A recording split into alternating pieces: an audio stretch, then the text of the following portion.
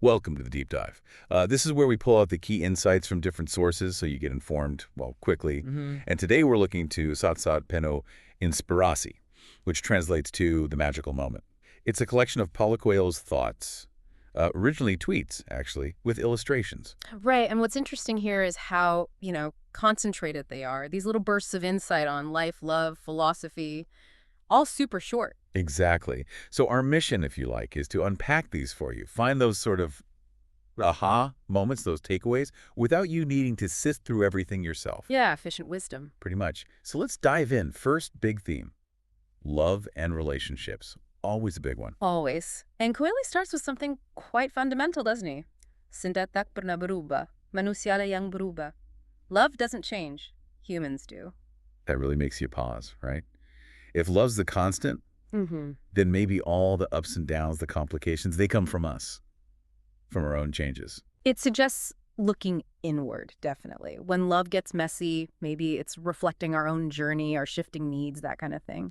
Yeah, our expectations evolving. Mm-hmm. And then there's that classic line, lebih baik pernah mencintai dan kehilangan daripada tak pernah mencintai. Better to have loved and lost. And never to have loved at all. Yeah, it really affirms the whole experience, doesn't it? Even with the potential for pain. It values the richness of it. Then he talks about simplicity, saying, hati yang sederhana lebih sanggup mencintai tanpa batasan dan rasa takut. A simple heart loves more freely without limits or fear. That connection between simplicity and, well, less inhibition is interesting. Maybe as we get more complex, we build up these defenses. Could be. We get anxious, put up walls. It restricts how we love. Like kids, they just love openly, don't they? And then he gives this really potent image. Cinta adalah hallucinogen paling dahsyat di dunia. Love is the most powerful hallucinogen. Yeah, that it makes us see and hear unreal things. It captures that intense, sometimes almost reality-bending feeling of being deeply in love. Totally. How infatuation can just, like, rewire your perception for a while. You look back later and think, wow, did I really see it that way? Exactly. It's a powerful state. Then, more practical advice. Setiap pengalaman cinta yang baru janganlah disangkut pautkan dengan pengalaman-pengalaman masa lalu. Don't connect new love to old experiences. Oh, that's crucial. Bringing old baggage into something new. Yeah. It just poisons it, doesn't it? It really can. You end up projecting old hurts onto someone new, sabotages things before they even start. Yeah, got to give each connection its own clean slate.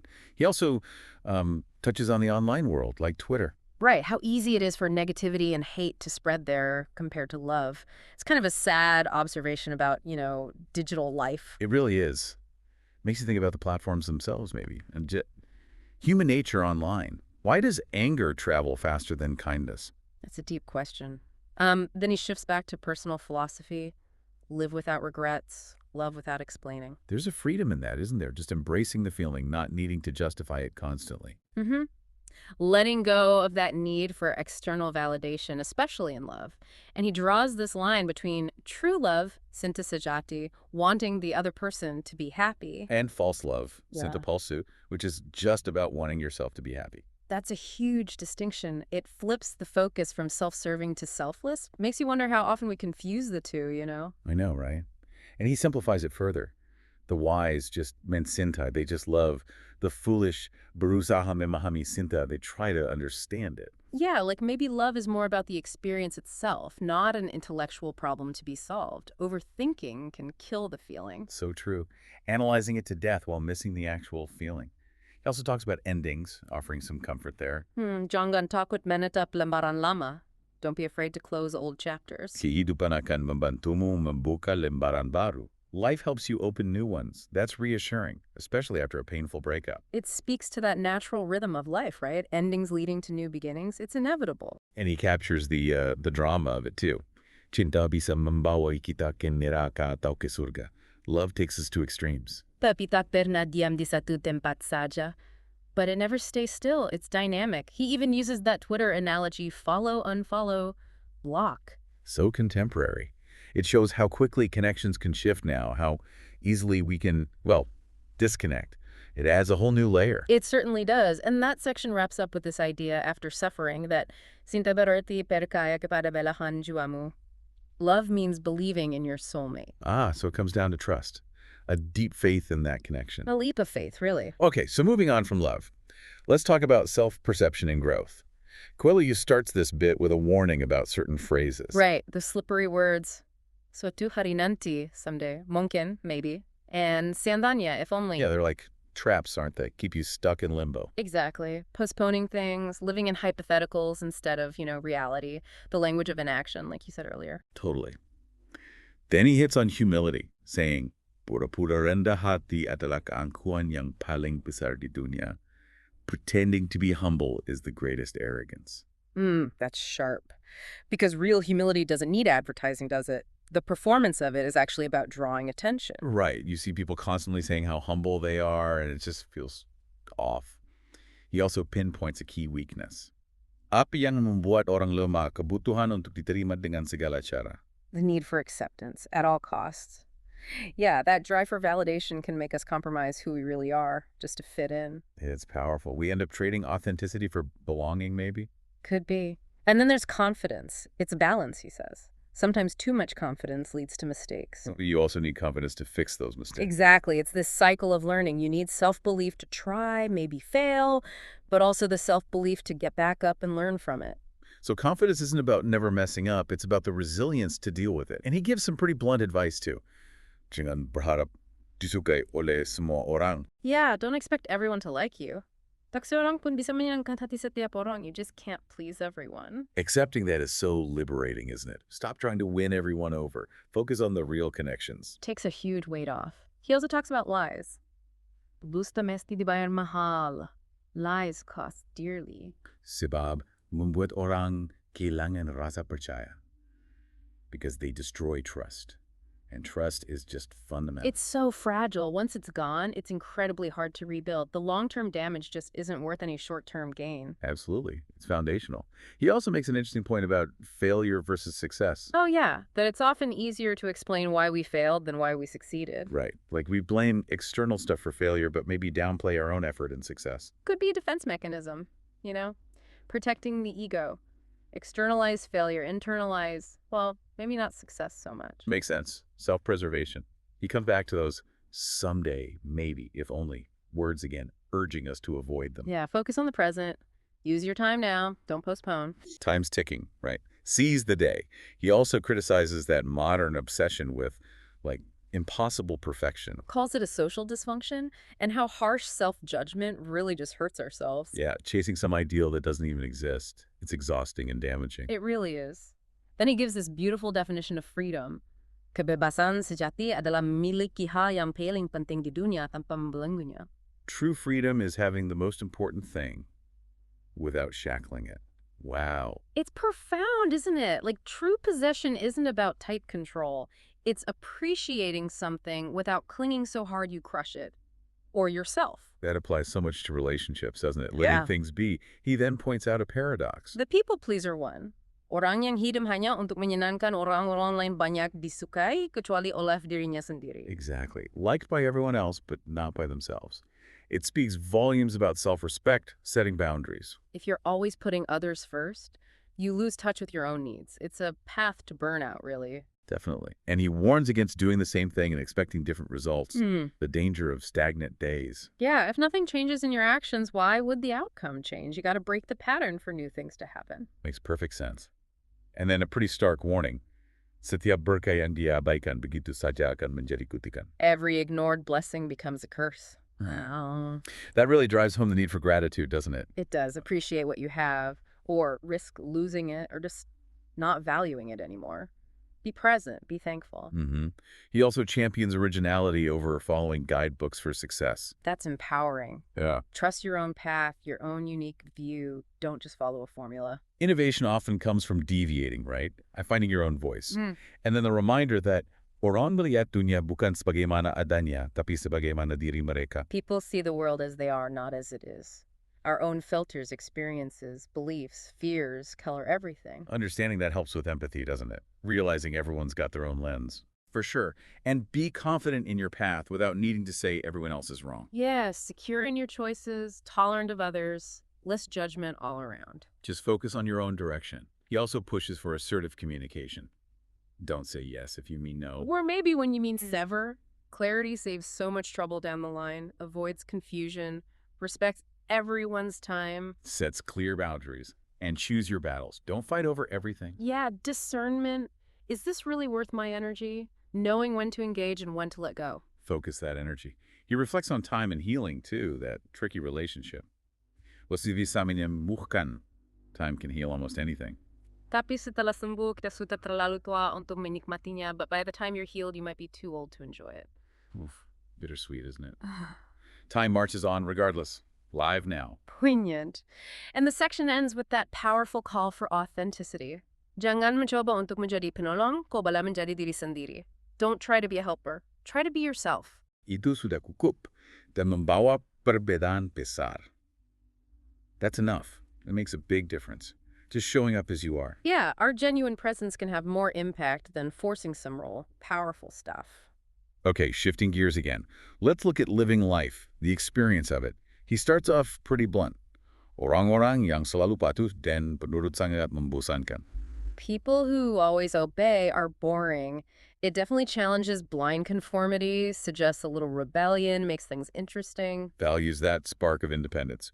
He also talks about happiness. Sometimes it's a gift, just arrives. But more often, it's something you have to actively work for, cultivate through effort. Right. It's not always passive. You often need to build it. And he tolerates hardship, defeat, suffering, anger, but not boredom. That says a lot, doesn't it? He wants an engaged, meaningful life, even if it's difficult. Apathy is the real enemy. A life with feeling, even the tough stuff, beats dullness. He also wonders about missed connections. Because we're warned against talking to strangers. Yeah, in our isolated world, what chances for serendipity are we missing? It's a good point. We might be too closed off. He reflects on aging, too, that nostalgia for childhood simplicity. Well, that's universal. Looking back at seemingly easier times, the passage of time changes us. That longing glance backward. He also links joy to longevity. Experiencing real happiness helps you live longer. It really highlights prioritizing positive experiences, not just for now, but for long-term well-being. Every bit of joy counts. And he suggests gratitude through prayer as a way to connect and appreciate blessings. Shifting focus from lack to abundance, cultivating a positive outlook. A perspective shift, yeah. He frames life as having this core choice. Drift along with the current, or actively chase your dreams. It's a call to take the wheel, right? Be the driver of your own life, not just a passenger. Exactly. Are you passive or active? And when you feel overwhelmed, saturated. He says relax, be patient. Everyone feels like that sometimes. It's okay to step back, regroup. You don't have to be pushing 24/7. It's okay to pause. It comes back to the idea of occasional craziness, too. Spontaneity adds color to life, right? Constant obedience is just monotonous. Echoes that earlier point about not being boring. A little bit of rule breaking is good for the soul. He compares each day to a note in life's symphony. That's beautiful. Every single day matters, contributes to the whole piece, the richness of your existence. Each one plays its part. He also values positive action, even small things, in your local community. Yeah, that ripple effect. Small, local efforts can make a real difference. Start where you are. Definitely. And the duality of being human. One foot in fantasy, the other in reality. Balancing dreams and aspirations with, practical life. Idealism needs realism. A foot in both worlds. He suggests smiling through hardship, that it might even lead to real happiness, and that time enjoyed is never wasted. Mindset is key. Finding joy even when things are tough, and valuing enjoyment itself. Choose joy. He warns against constant pressure, using the sun and earth needing rest as an analogy. Right. Sustained effort needs recovery. Constant intensity just burns you out. Balance is crucial. Absolutely. He has a simple take on envy, too. That people envy you because they think you're better off. Yeah, it's a way to reframe that negative energy. An interesting angle. And he points out how being constantly busy can actually stop you from chasing your real dreams. You need to make space for the big stuff. If you're always caught up in the urgent, the important gets sidelined. Make time for what truly matters. And the section ends with that personal touch, reflecting on aging. It grounds it, makes it relatable. We're all on that path. Okay, now let's dig into wisdom in action. How do we actually use it day to day? He starts right off with that question. Apa gunanya kebijaksanaan kalau tak bisa diterapkan? What's the point of wisdom if you can't apply it? Exactly. Knowledge is only useful if it actually changes how we act, how we live. It has to be practical. Right. And he contrasts the wise, who are always asking questions, with the foolish, who think they know everything already. True wisdom involves knowing how much you don't know. Right. Curiosity. Always learning. He also champions forgiveness over punishment. Yeah, forgiveness often helps us more than the other person, doesn't it? Letting go of that resentment for our own peace. Totally. Let it go for your own sake. And live in the present. Jangan pernah menyisakan yang terbaik untuk nanti. Never save the best for later. Kita tak tahu apa yang akan terjadi esok hari. The future's uncertain. Carpe diem. Use what you have now. Don't wait for perfect. Make it happen. He also says, basically, ignore what others think of you. Forget external validation. True self-worth comes from inside. It shouldn't depend on others' approval. Your opinion of you is what counts. And he notes that people who've known sadness often have deeper sensitivity. Adversity can build empathy, right? Going through darkness helps you understand others' struggles better. Suffering can lead to understanding. Sometimes, he says, the answer to complexity is just yes or no. Don't overcomplicate. Clarity, decisiveness can cut through the fog. The simple answer is often right. Keep it simple and learn to handle both false friends and real enemies. Yeah, understanding motivations, knowing who supports you and who challenges you, that's crucial for navigating life. Know your landscape. He uses a metaphor for success, a glass that can hold wine, water, or poison. Success itself is neutral. It's how you get it and what you do with it that defines its value. It's the contents that matter. See life like a rainbow, he suggests, multifaceted. Not black and white. So many perspectives, possibilities. Embrace the whole spectrum. Right. He also says he's learned more from negative examples sometimes. Seeing mistakes, what not to do, can be a powerful lesson, sometimes more powerful than just seeing success. Learn from the missteps. And regarding enemies, love them, but stay aware. It's nuanced. Compassion, but also caution. Self-protection. Forgive, but maybe don't forget the lesson. Exactly. He notes good deeds fade quickly from memory. A bit sobering, yeah. Means you should do good for its own sake, not for the recognition which might not come. Do for the right reasons. He suggests believing events aren't just random coincidences. That things are connected somehow. A sense of deeper meaning or order, even if we don't see it right away. Everything's connected, and truly important things will always surface eventually. The essential stuff finds a way, even if we try to ignore it. The truth comes out. It does. He warns against that pattern of seeking, finding, then immediately wanting to flee or move on. Yeah, suggests maybe restlessness or fear of commitment. Real fulfillment often comes from sticking with things. See things through, and beware of hidden dangers from those you think are close. Appearances can be deceiving. Trust needs to be earned, even with familiar faces. Be discerning. Be aware. He says both words and silence can hurt. Our communication, or lack of it, has impact. Can be constructive or destructive. Both carry weight. They really do. And the truth is liberating, even when it's hard. Honesty frees us. Avoiding it just creates bigger messes later. Truth sets you free. An enthusiastic heart actively looks for opportunities. That positive, open mindset makes you receptive. Enthusiasm as a catalyst opens doors. Definitely. And take responsibility for your actions, not just your intention. Ultimately, it's the consequences that matter. Actions speak louder. They do. And say what you deeply feel, because life is short. Don't leave important things unsaid. The chance might not come again. Say what you need to say. He contrasts the language of hope I dreamed of with despair. Too bad. Our words shape our reality, right? Hope drives us. Resignation keeps us stuck. Choose words carefully. They matter. He circles back to wisdom needing to be practical, live daily. Put it into practice. And don't underestimate silent dangers. Pay attention to the quiet signals, the subtle threats. Be aware and laugh. Enjoy life. Yes. Find joy. Don't take it all too seriously. Essential for balance. Don't forget to have fun. How we treat ourselves influences how others treat us. Self-respect sets the tone. Treat yourself well. Good advice. He uses a driving analogy for persistence. Once you start, don't stop in the middle of the road. Keep moving toward the destination, even if it's tough. Keep going.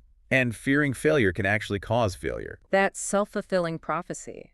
Negative expectations undermine you. Believe in yourself. Absolutely. Impossible is just an opinion, he says. A challenge to limits. What seems impossible is often just something we haven't figured out yet. Push past those limiting beliefs. Push your limits. To dream effectively, you need to be fully aware, present. Yeah, vague dreams don't lead anywhere. Clarity comes from being engaged now. Be present to your dreams. Loyalty to yourself comes first, as a foundation for loyalty to others. Can't be true to others if you're not true to yourself. Self-respect is the bedrock. Be true to yourself first. Even in broken things, there's rarely absolute wrong. perspective again. Find the lesson, the different angle. Find the lesson. Science proves, intuition discovers. Both are valuable. Trust your logic and your gut, head and heart. Both matter. Resistance to new ideas increases with age, he notes. A reminder to stay open-minded, keep learning, embrace new perspectives, don't get rigid. Stay open. Life often shows its brilliance in crisis. Adversity brings out the best, sparks resilience, innovation. Find the light in the darkness. The heart's purpose? To be used, experienced, not kept safe. Live fully. Don't hold back out of fear. Experience it all. Live fully. Don't overthink. Embrace life's adventures. Speculation paralyzes. Take the leap sometimes. See where it leads. Embrace the unknown. Definitely. Focus on non-material worries, relationships, purpose, peace. Those are often the deeper concerns, aren't they? Beyond just money or stuff, focus on what truly matters. Right. Discovery often comes from deviating from instructions. Breaking the rules, trying a new way that can lead to breakthroughs. Don't be afraid to go off script. True. And don't over-explain yourself. Less is more. Let your actions speak for themselves. Let them speak. Innocence is equated with a poor memory. A bit cynical, maybe. Like we forget things that challenge our self-image. We remember what we want to. Selective memory. Master yourself, guided by conscience. Trust your inner moral compass. That's your ultimate guide. Trust your inner voice. On forgiveness. Forgive, but don't necessarily forget the lesson. Release the bitterness, but remember what you learned to avoid repeating mistakes. Forgive, learn, move on. Good balance. The heart, he says metaphorically, can break but still remain whole. Emotional scars don't shatter our capacity to love. It's resilient, amazing healing power. The heart is resilient. And don't rely too much on external guidance when you already know the path inside. Trust your instincts. The direct route is often the one you feel in your gut. Trust yourself. Absolutely. And the final call to action for this section, stop overthinking, start living. Action is everything. Okay, now on to resilience. Perseverance. Start strong. Penderitan hanyala sementara, maniera barakibat untuk selmania. Suffering is temporary, giving up is forever. Wow, that hits home, doesn't it? Put struggles in perspective against permanent regret. Absolutely. Temporary pain versus potentially giving up on something vital forever. He talks about fear of loss, too. How it stops us appreciating what we have, like we only value things when we might lose them. Yes, scarcity sharpens appreciation. Fear can overshadow gratitude. He also mentions feeling unworthy. That feeling holding people back from dreams, that inner critic saying, you're not good enough. It's such a huge barrier. Believing in yourself is often hurdle number one. He uses that sunset image. Needing cloudy skies for a beautiful sunset. Yeah, good things emerging from hardship. The contrast makes the beauty pop. Challenges paving the way for something wonderful. Adversity as a catalyst. Lovely analogy. And he repeats it. Suffering is temporary, giving up is forever. Worth repeating, right. A mantra to keep going when it's tough. Endurance. Definitely. And you need courage to face and heal wounds. Ignoring pain doesn't work. It festers. Confronting challenges, that's essential for healing. Confrontation first. Yeah. And persist. Jangan menyerah, biasanya kunci terakhir yang berhasil membuka pintu. Don't give up. The last key might be the one. So encouraging. Success could be just around the corner. Keep trying. Perseverance pays off. He notes that paradox. Feeling ready, but the chance has passed. Speaks to timing, right? Seize the moment. Procrastination leads to missed chances. Opportunity favors the prepared and timely. True. And the sailing analogy. Adjust your sails if you can't change the wind. Adapt. You can't always control circumstances, but you control your response. Find a way forward despite obstacles. Adaptability is key. Life's challenges are tests of courage, willingness to change. Curveballs happen. How you react defines you, rigid or flexible. Resistance to change often hurts more than the change itself. So true. Use fear as fuel, not a brake. Fear means you're outside your comfort zone, where growth happens. Harness that energy. Channel it into action. Right. Life tests us in two ways, he says. Through nothing happening or through everything happening at once. Yeah, both extremes are tough. Lack of progress can be as hard as being overwhelmed. Both can make you want to quit. Yeah. He talked about a warrior of light accepting defeat. Meaning setbacks are part of the journey, not the end. Learn and get back up. Failure is feedback. Exactly. And sometimes suffering is necessary, a catalyst for growth. Pain can be a teacher, builds empathy, resilience, it refines us. But don't avoid necessary problems. Putting them off makes them bigger. Face them, even when uncomfortable. Avoidance rarely solves anything. Agreed. And pursue what you love relentlessly. Don't take no for an answer. Passion and determination are powerful. When you truly care, you find ways over obstacles. Persistence fueled by passion. A strong combo. He frames solitude positively, too. Not loneliness, but a chance to find your purpose. Stepping away from the noise allows for self-reflection, finding that inner compass. Time alone is valuable for clarity. It really is. And the fear of suffering is often worse than the suffering itself. Our minds conjure worst-case scenarios, right? The anticipation can be agony, more than the actual event sometimes. Anxiety about the potential pain. He contrasts those who live fully. With those who live in fear, one engages, risks and rewards included. The other is trapped by apprehension, a fundamental choice. How do you want to live? He uses that stark drowning metaphor. Emphasizing, you need to take action yourself. Don't wait for rescue, fight for your well-being. Proactive effort is vital. Indecision in crisis can be fatal. Enduring hardship makes you appreciate the good times more. Struggle makes the reward sweeter. Effort enhances appreciation. And finally, be proud of your scars. They show resilience, survival, growth. Badges of honor, not weakness. Testaments to your strength and journey. Okay, last big theme. Achievement and action. He starts with two common pitfalls. Not starting and not finishing. Yeah, that gap between dreaming and doing. Initial inertia and lack of follow-through. Huge obstacles. He says you can have almost anything, but not everything at once. Choices, priorities again. Focus your energy on what really matters. Trade-offs are part of it. And dreams, love, they're just words until you experience them. Intention needs action. The lived experience gives them meaning.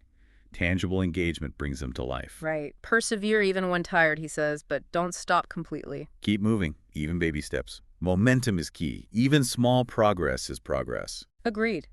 Act rather than seek permission. Accept potential regret for inaction. Better to ask forgiveness than permission sometimes. And the regret of not trying is often worse than failing. Hesitation means missed opportunities. Definitely. Change happens through actions that contradict the norm. Progress means stepping outside comfort zones, challenging the status quo, daring to be different.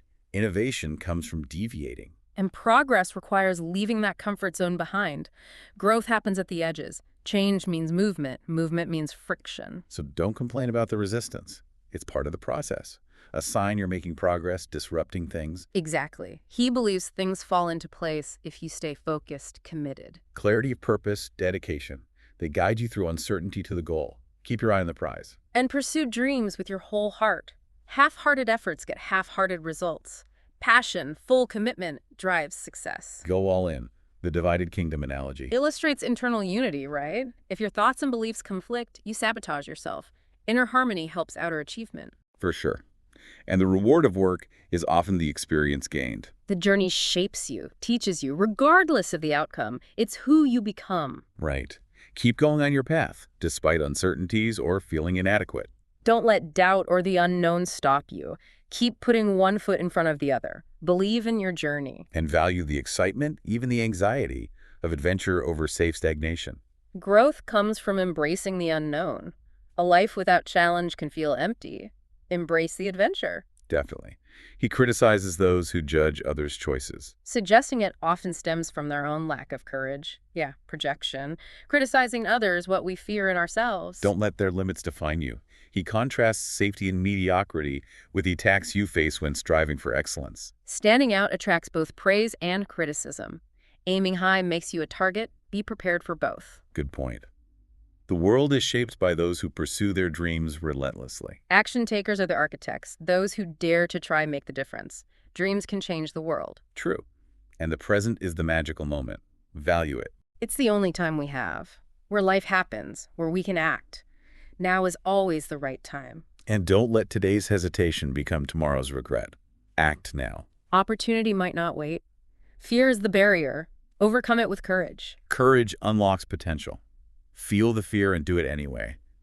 And that deep satisfaction. From achieving what others said was impossible, yet proving doubters wrong is incredibly empowering. A unique joy in shattering expectations. For sure. Push beyond initial plans. We often underestimate our We're capable of more than we think. Stretch beyond comfort zones. Exceed your own expectations. Believe in your potential. And the final thought. The path is created by taking the first step. Action precedes clarity. Just start. Okay, wrapping up with some final perspectives on life itself. Starts a bit cynical. About cynics and cowards seeing base motives everywhere because they don't believe in goodness. Yeah, pessimism as a self-imposed limit, a lens. Foolishness is boasting about intelligence. And true wisdom knows how much it doesn't know. Yeah. Humility. Questions. He has a nuanced view on suffering, too. Terrifying when faced directly, but tempting when disguised as sacrifice. Be honest about struggles. Don't romanticize pain. Understand the cost. Good point. Love is like rain. Falls silently, unexpectedly, makes rivers overflow. Profound, overwhelming impact, often unanticipated. A quiet power. Nice. Difficulty isn't insurmountable. It's a tool testing resilience. Challenges are growth opportunities, reveal inner strength. Obstacles are stepping stones. Intelligence is achieving goals without needless conflict. Strategic thinking, diplomacy often better than brute force. Smart isn't always loud. His take on haters. Confused admirers. Reframing negativity, seeing misunderstanding or insecurity behind it. An interesting perspective shift. It is. The 3 stages of life. Childhood, adulthood, and you look great. Lighthearted take on aging and changing perceptions. A bit of levity. And his modern zombie definition. Physically present, mentally glued to a smartphone. Commentary on tech disconnecting us. Sadly true sometimes. Life like rugby need resilience, withstand attacks. Take hits, get back up, keep playing. The door analogy. Sometimes just follow instructions. The straightforward path might be right. Don't always overthink. Follow directions. The digital age adage. Think before you post. Online actions have consequences. Mindful communication needed there too. Words have power online and off. Definitely. Freedom isn't no commitments, but choosing them consciously. Agency, deliberate choices about time and energy. Freedom through choice. Genius perceives the unseen. Vision, deeper understanding, seeing beyond the surface. Value a life unburdened by the past. Let go of grievances, regrets. Move forward lighter. Forgive and release. Tears cleanse. Healthy, necessary release. Wash away pain. Life is cooking. Taste everything to know what you like. Experience is key for self-discovery, finding what resonates. Try it all. And the paradox, be realistic by expecting the impossible. Aim high, push boundaries, but stay grounded. Maintain wonder, possibility. Aim high, stay grounded. He mentions Coelho's other works, The Tweet Origins. Shows the global reach, how these concise insights resonated. Power in distilled wisdom. Positioning the book as a gateway to inspiration, a collection to spark reflection, offer daily insights. Exactly. So, wrapping up our deep dive into Satsat Penuh Inspirasi, we've touched on, well, so much. Love's complexity, self-discovery, living fully, applying wisdom, resilience, achievement, different life perspectives. The goal was to pull out those potent ideas, those aha moments for you. Efficiently. And maybe, as you think about all this, consider what's one small thing you could do today inspired by one of these insights? Maybe something to live a bit more authentically or with more courage or just more presence? Yeah, maybe one thought really struck a chord and could spark a positive shift. We definitely encourage you to explore Coelho's work further, see how these ideas might keep guiding you. Thanks for joining us on this deep dive.